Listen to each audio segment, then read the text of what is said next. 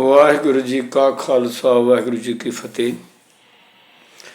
ਪ੍ਰਭੂ ਪਰਮਾਤਮਾ ਦੀ ਪ੍ਰਾਪਤੀ ਲਈ ਸਭ ਤੋਂ ਜਿਹੜਾ ਵੱਡਾ ਗੁਣ ਹੈ, ਜਿਸ ਦੀ ਲੋੜ ਹੈ, ਉਹ ਹੈ ਪ੍ਰਤੀਤ। ਪ੍ਰਤੀਤ ਤੋਂ ਭਾਵ ਹੈ ਯਕੀਨ, ਵਿਸ਼ਵਾਸ। ਸਭ ਤੋਂ ਪਹਿਲਾਂ ਤਾਂ ਇਹ ਵਿਸ਼ਵਾਸ ਜ਼ਰੂਰੀ ਹੈ ਕਿ ਪ੍ਰਭੂ ਪਰਮਾਤਮਾ ਦੀ ਹੋਂਦ ਹੈ, ਉਹ ਵਾਹਿਗੁਰੂ ਹੈ। ਜਿਹੜਾ ਇਨਸਾਨ ਇਹ ਆਖਦਾ ਹੈ ਜੀ ਪਰਮਾਤਮਾ ਕੁਝ ਨਹੀਂ ਹੈ ਜੀ, ਸਵਾਲ ਕਰੋ ਜੀ ਫਿਰ ਗੁਰੂ ਗ੍ਰੰਥ ਸਾਹਿਬ ਦੀ ਇੰਨੀ ਵੱਡੀ ਰਚਨਾ ਕਾਹਦੇ ਲਈ ਕੀਤੀ ਗਈ?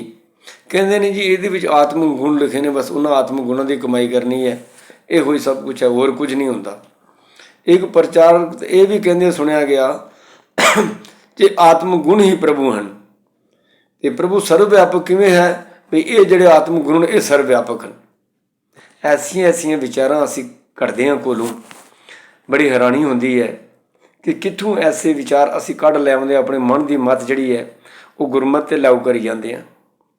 ਅਸੀਂ ਅਗਰ ਗੁਰਬਾਣੀ ਤੋਂ ਵਿਚਾਰ ਕਰੀਏ ਕਿ ਸਭ ਤੋਂ ਪਹਿਲੀ ਚੀਜ਼ ਜਿਹੜੀ ਹੈ ਪ੍ਰਭੂ 'ਤੇ ਵਿਸ਼ਵਾਸ ਹੋਣਾ, ਭਰੋਸਾ ਹੋਣਾ ਬੜਾ ਜ਼ਰੂਰੀ ਹੈ ਕਿ ਉਹ ਹਸਤੀ ਹੈ। ਕੋਈ ਹਸਤੀ ਪਹਿਲਾਂ ਹੁੰਦੀ ਹੈ, ਫਿਰ ਉਸਦੇ ਗੁਣ ਹੁੰਦੇ ਨੇ। ਕੋਈ ਵਸਤੂ ਪਹਿਲਾਂ ਬਣਦੀ ਹੈ, ਫਿਰ ਉਸਦੇ ਗੁਣ ਅਵਗੁਣ ਦਾ ਪਤਾ ਲੱਗਦਾ। ਜੇ ਪ੍ਰਭੂ ਦੀ ਹਸਤੀ ਕੋਈ ਨਹੀਂ ਤਾਂ ਗੁਣ ਤੋਂ ਕਿੱਥੋਂ ਆ ਗਏ? ਜੇ ਆਤਮਾ ਪਰਮਾਤਮਾ ਹੈ ਨਹੀਂ ਤਾਂ ਆਤਮਿਕ ਗੁਣ ਕਿੱਥੋਂ ਆ ਗਏ? ਇਹ ਮੈਨੂੰ ਸਮਝ ਨਹੀਂ ਆਉਂਦੀ ਇਸ ਕਿਸਮ ਦੀਆਂ ਵਿਚਾਰਾਂ ਦੇਣ ਵਾਲਿਆਂ ਲਈ। ਭੱਟ ਮਥੁਰਾ ਜੀ ਦੀ ਸਵਈਏ ਗੁਰੂ ਗ੍ਰੰਥ ਸਾਹਿਬ ਦੀ ਦਰਜਨ, ਉਹ ਪ੍ਰਤੀਤ ਦੀ ਗੱਲ ਕਰਦੇ ਕਹਿੰਦੇ ਪ੍ਰਤੀਤ ਹੀ ਹੈ ਆਈ ਜਿਨ ਜਨ ਕੈ ਤਿਨ ਕੋ ਪਦਵੀ ਉੱਚ ਪਈ। ਜਿਨ੍ਹਾਂ ਬੰਦਿਆਂ ਦੇ ਹਿਰਦੇ ਵਿੱਚ ਪ੍ਰਤੀਤ ਆ ਗਈ, ਵਿਸ਼ਵਾਸ ਆ ਗਿਆ ਪਰਮਾਤਮਾ ਬਾਰੇ, ਉਹਨਾਂ ਨੂੰ ਆਤਮਿਕ ਉੱਚੀ ਪਦਵੀ ਪ੍ਰਾਪਤ ਹੋਈ। ਉਹਨਾਂ ਨੇ ਤਜ ਮਾਇਆ ਮੂਹ ਲੋਭ ਅਰ ਲਾਲਚ ਕਾਮ ਕ੍ਰੋਧ ਕੀ ਬਿਰਥਾ ਗਈ। ਉਹਨਾਂ ਦੇ ਅੰਦਰੋਂ ਮਾਇਆ ਮੋਹ ਲੋਭ ਲਾਲਚ ਕਾਮ ਵਾਸ਼ਨਾਵਾਂ ਦੇ ਕਾਰਨ ਵਧੀਕੀਆਂ ਇਹ ਉਹਨਾਂ 'ਚੋਂ ਖਤਮ ਹੋ ਜਾਂਦੀਆਂ ਨੇ। ਅਵਲੋਕਿਆ ਬ੍ਰਹਮ ਪਰਮ ਸਭ ਛੁਟਕਿਆ ਦਿਵਿਆ ਦਿਸ਼ਟ ਕਾਰਨ ਕਰਨ। ਉਹਨਾਂ ਨੇ ਉਸ ਬ੍ਰਹਮ ਨੂੰ ਅਵਲੋਕਿਆ, ਭਾਵ ਵੇਖ ਲਿਆ। ਉਸਨੇ ਉਸ ਪਰਮਾਤਮਾ ਨੂੰ ਮਹਿਸੂਸ ਕਰ ਲਿਆ। ਪਰਮ ਸਭ ਛੁਟਕਿਆ, ਉਹਨਾਂ ਦੇ ਭਰਮ ਭੁਲੇਖੇ ਜਿਹੜੇ ਛੁੱਟ ਗਏ। ਦਿਵ ਦ੍ਰਿਸ਼ਟੀ ਕਾਰਨ ਕਰਨ, ਉਹਨਾਂ ਨੂੰ ਉਹ ਦਿਵ ਦ੍ਰਿਸ਼ਟੀ ਪ੍ਰਾਪਤ ਹੋਈ, ਭਾਵ ਉਹ ਨਜ਼ਰ ਜਿਹੜੀ ਪਰਮਾਤਮਾ ਨੂੰ ਹਰ ਪਾਸੇ ਮਹਿਸੂਸ ਕਰ ਸਕੇ। ਕਿਵੇਂ ਹੋਈ? ਜਦੋਂ ਪ੍ਰਤੀਤ ਹੀ ਆਈ ਜੀਨ ਜਨ ਕੈ, ਜਿਨ੍ਹਾਂ ਬੰਦੇ ਦੇ ਹਿਰਦੇ 'ਚ ਪਰਮਾਤਮਾ ਬਾਰੇ ਇਹ ਵਿਸ਼ਵਾਸ, ਇਹ ਭਰੋਸਾ ਬਣ ਗਿਆ ਕਿ ਵਾਹਿਗੁਰੂ ਦੀ ਹੋਂਦ ਹੈ, ਵਾਹਿਗੁਰੂ ਦੀ ਹਸਤੀ ਹੈ, ਉਹਨਾਂ ਨੂੰ ਇਹ ਚੀਜ਼ ਪ੍ਰਾਪਤ ਹੋਈ। ਜਾਂ ਕੈ ਮਨ ਗੁਰ ਕੀ ਪ੍ਰਤੀਤ ਤਿਸ ਜਨ ਆਵੇ ਹਰ ਪ੍ਰਭ ਚੀਤ। ਜਿਸ ਦੇ ਮਨ ਵਿੱਚ ਇਹ ਪ੍ਰਤੀਤ ਦਾ ਵਿਸ਼ਵਾਸ ਹੈ ਕਿ ਗੁਰੂ ਸਾਹਿਬ ਜੇ ਕਹਿ ਰਹੇ ਨੇ ਵੀ ਆਦਿ ਸੱਚ ਜੁਗਾਦ ਸੱਚ ਹੈ, ਵੀ ਸੱਚ ਨਾਨਕ ਹੋਸੀ ਵੀ ਸੱਚ, ਤਾਂ ਫਿਰ ਉਹ ਸੱਚ ਹੈ, ਫਿਰ ਉਹਦੀ ਹਸਤੀ ਹੈ, ਉਹਦੀ ਹੋਂਦ ਹੈ। ਤਾਂ ਇਹ ਪ੍ਰਤੀਤ ਜਿਹਨਾਂ ਨੂੰ ਆਈ, ਤਿਸ ਜਨ ਆਵੇ ਹਰ ਪ੍ਰਭ ਚੀਤ, ਉਸੇ ਦੇ ਚਿੱਤ ਵਿੱਚ ਪਰਮਾਤਮਾ ਆਉਂਦਾ ਹੈ, ਪਰਮਾਤਮਾ ਵਿਸ਼ਵਾਸ ਬਣਦਾ ਹੈ, ਪਰਮਾਤਮਾ ਦਾ ਅਨੁਭਵ ਹੁੰਦਾ। ਮਨ ਪ੍ਰਤੀਤ ਨਾ ਆਈਆ ਸਹਿਜ ਨਾ ਲੱਗੋ ਭਾਉ। ਅਤੇ ਜਿਨ੍ਹਾਂ ਦੇ ਮਨ 'ਚ ਵਿਸ਼ਵਾਸ ਨਹੀਂ ਆਇਆ, ਉਹਨਾਂ ਦੇ ਫਿਰ ਸਹਿਜ ਸੁਭਾਅ ਪਰਮਾਤਮਾ ਨਾਲ ਪਿਆਰ ਨਹੀਂ ਬਣਦਾ। ਸ਼ਬਦਾ ਸਾਧਨਾ ਪਾਇਓ ਮਨ ਹਟਕਿਆ ਗੁਣ ਗਾਏ।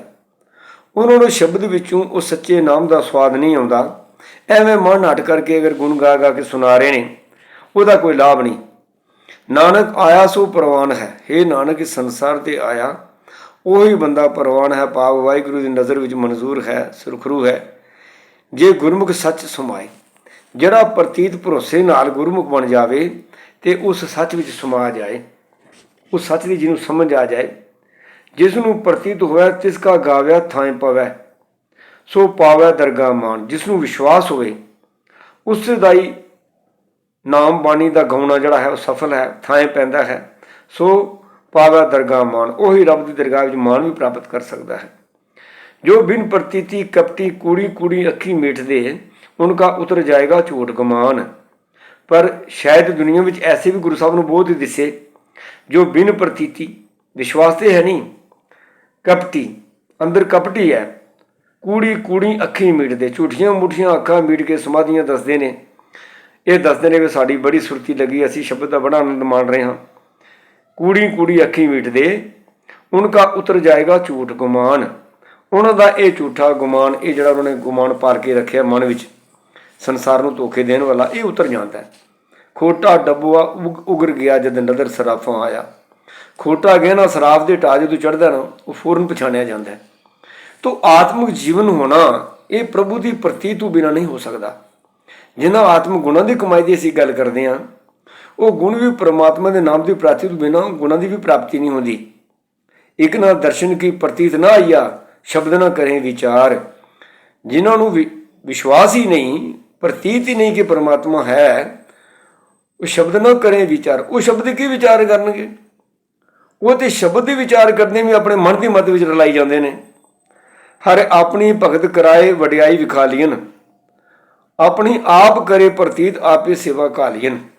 ਇਹ ਪਰਮਾਤਮਾ ਦੀ ਮਿਹਰ ਹੁੰਦੀ ਹੈ, ਨਦਰ ਕਰਮ ਹੁੰਦਾ ਹੈ ਕਿ ਉਹ ਆਪਣੀ ਭਗਤੀ ਕਰਵਾਉਂਦਾ, ਆਪਣਾ ਵਿਸ਼ਵਾਸ ਬਣਾ ਕੇ, ਆਪਣੀ ਪ੍ਰਤੀਤ ਕਰਾ ਕੇ, ਆਪਣੀ ਆਪ ਕਰੇ ਪ੍ਰਤੀਤ ਆਪੇ ਸੇਵਾ ਘਾਲੀਨ। ਫਿਰ ਉਹ ਬੰਦਾ ਸਹੀ ਸੇਵ ਕਾਲ ਕਮਾਈ ਜਿਹੜੀ ਕਰਦਾ ਹੈ। ਹਰ ਕੀ ਭਗਤਾਂ ਪ੍ਰਤੀਤ ਹਰ ਸਭ ਕਿਛ ਜਾਣਦਾ। ਇਹ ਸੱਚੇ ਭਗਤਾਂ ਨੂੰ ਇਹ ਵਿਸ਼ਵਾਸ ਹੁੰਦਾ ਹੈ, ਇਹ ਪ੍ਰਤੀਤ ਹੁੰਦੀ ਹੈ ਕਿ ਪਰਮਾਤਮਾ ਸਭ ਕੁਝ ਜਾਣਦਾ ਹੈ। ਤੋ ਵਿਸ਼ਵਾਸ ਸਭ ਤੋਂ ਵੱਡੀ ਚੀਜ਼ ਹੈ ਕਿ ਪਰਮਾਤਮਾ ਦੀ ਹੋਣ ਦਾ ਪਹਿਲੇ ਵਿਸ਼ਵਾਸ ਹੋਣਾ ਬੜਾ ਜ਼ਰੂਰੀ ਹੈ। ਅਸੀਂ ਕਈ ਦਫਾ ਕਹਿੰਦੇ ਹਾਂ ਜੀ ਪਰਮਾਤਮਾ ਅਰਦਾਸਾਂ ਸੁਣਦਾ ਜੀ, ਅਰਦਾਸ ਪੂਰੀ ਹੁੰਦੀ ਹੈ। ਉਹ ਭਾਈ ਅਰਦਾਸ ਪੂਰੀ ਹੁੰਦੀ ਨਹੀਂ ਹੁੰਦੀ, ਇਹ ਤੇ ਬਾਅਦ ਦੀ ਗੱਲ ਹੈ। ਪਹਿਲਾਂ ਅਰਦਾਸ ਲਈ ਮਨ ਤਿਆਰ ਹੋ ਜਾਏ, ਇਹੀ ਬੜੀ ਵੱਡੀ ਉਪਲਬਧੀ ਹੈ। ਕਿਉਂ? ਅਰਦਾਸ ਲਈ ਹੱਥ ਉਹੀ ਜੁੜ ਕੇ ਖੜਾ ਹੁੰਦਾ ਹੈ ਜਿਸ ਨੂੰ ਵਿਸ਼ਵਾਸ ਹੈ ਕਿ ਮੇਰੇ ਤੋਂ ਉੱਪਰ ਕੋਈ ਹੋਰ ਵੀ ਵੱਡੀ ਹਸਤੀ ਹੈ। ਮੈਂ ਸਰਵ ਕਲਾ ਸਮਰੱਥ ਨਹੀਂ ਹਾਂ, ਸਰਵ ਕਲਾ ਸਮਰੱਥ ਮੇਰੇ ਤੋਂ ਉੱਪਰ ਪਰਮਾਤਮਾ ਬੈਠਾ ਹੈ। ਜਿਹੜੇ ਕੰਮ ਮੈਂ ਆਪ ਮਿਹਨਤ ਕਰਕੇ ਵੀ ਸਫਲ ਨਹੀਂ ਕਰ ਸਕਦਾ, ਉਹਦੇ ਉੱਤੇ ਭਰੋਸਾ ਕਰਕੇ ਉਹ ਹੱਥ ਜੋੜ ਕੇ ਖੜਾ ਹੁੰਦਾ ਅਰਦਾਸ ਕਰਨ ਦੇ ਲਈ ਕਿ ਪਰਮਾਤਮਾ ਮੇਰੀ ਇਹ ਬੇਨਤੀ ਸੁਣ, ਮੈਂ ਇੱਥੇ ਨਾਕਾਮਯਾਬ ਹਾਂ, ਮੇਰਾ ਮਨ ਵਸ ਨਹੀਂ ਆਉਂਦਾ, ਮੇਰੀ ਹਉਮੈ ਨਹੀਂ ਮਿਟਦੀ। ਕਈ ਕਿਸਮ ਦੀਆਂ ਅਰਦਾਸਾਂ ਗੁਰਮੁਖ ਜਿਹੜੇ ਕਰਦੇ ਹਨ, ਪਰ ਇਹ ਉਹ ਹੀ ਕਰ ਸਕਦੇ ਨੇ ਜਿਨ੍ਹਾਂ ਅੰਦਰ ਪ੍ਰਤੀਤ ਹੈ ਵਿਸ਼ਵਾਸ ਹੈ।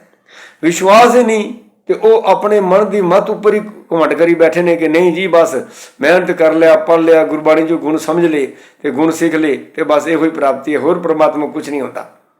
ਕਿ ਇੱਥੇ ਤਾਂ ਕਹਿੰਦੇ ਨੇ ਜੇ ਪਰਮਾਤਮਾ ਹਰ ਇਸਦੇ ਵਿੱਚ ਬੈਠਾ ਫਿਰ ਇਨਸਾਨ ਨੂੰ ਮਾੜੇ ਕੰਮ ਕਰਦੇ ਕਿਉਂ ਨਹੀਂ ਰੋਕਦਾ? ਉਹ ਭਾਈ ਬਿਲਕੁਲ ਰੋਕਦਾ। ਅਸੀਂ ਸੁਣਦੇ ਹੀ ਕਿੱਥੇ ਉਸ ਦੀ।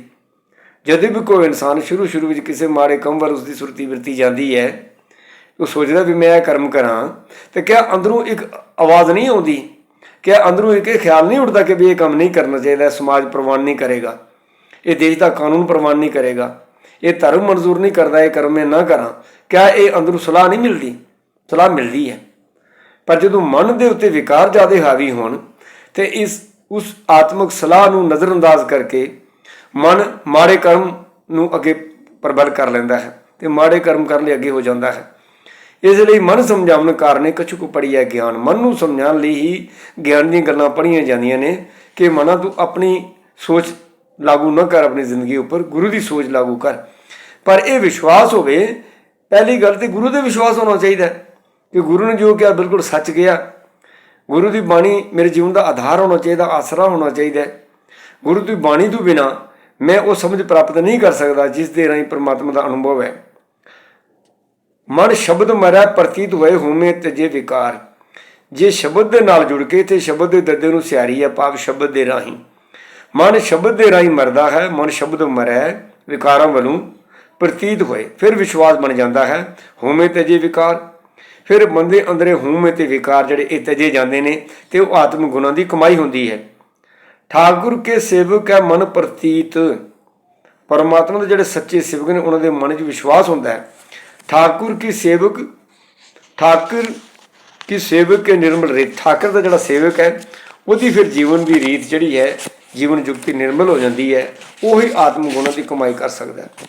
ਤੇ ਜੇ ਅਸੀਂ ਐਵੇਂ ਸੋਚੀਏ ਵੀ ਪਰਮਾਤਮਾ ਦਾ ਨਾਮ ਹਿਰਦੇ ਵਸਾਈਏ ਨਾ, ਉਹਦਾ ਅਨੁਭਵ ਕਰੀਏ ਨਾ, ਉਹਦੀ ਭੈ ਭਾਵਨੀ ਦਿਲ ਵਿੱਚ ਸਮਾਵੇ ਨਾ, ਤੇ ਅਸੀਂ ਜ਼ਬਰਦਸਤੀ ਸੋਚੀਏ ਵੀ ਅਸੀਂ ਗੁਣ ਕਮਾ ਲਵਾਂਗੇ, ਤੇ ਗੁਰਬਾਣੀ ਕਹਿੰਦੀ ਬਿਨ ਸ਼ਬਦ ਹੈ ਆਚਾਰਨਾ ਕਿਨਹੀ ਪਾਇਆ।